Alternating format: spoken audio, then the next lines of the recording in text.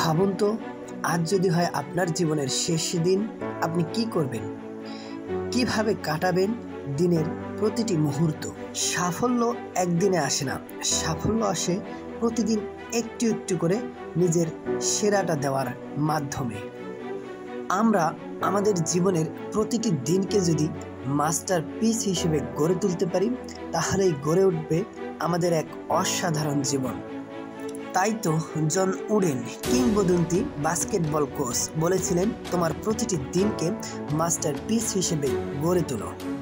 এই একটি লাইনই বদলে দিতে পারে আমাদের পুরো জীবন। কেননা আজকের দিনটি কখনোই আর ফিরে আসবে না, তাই সময় নষ্ট না করে আজই শুরু করা উচিত। প্রতিদিন ছোট ছোট কাজ, কিন্তু পুরো মন দিয়ে, ছোট ছোট পরিবর্তন, কিন্তু প্রতিদিন। এভাবেই তৈরি হয় বিশাল সাফল্য। যদি আপনি সত্যিই নিজেকে বদলাতে চান, তাহলে শুধু এই একটি কাজই করুন।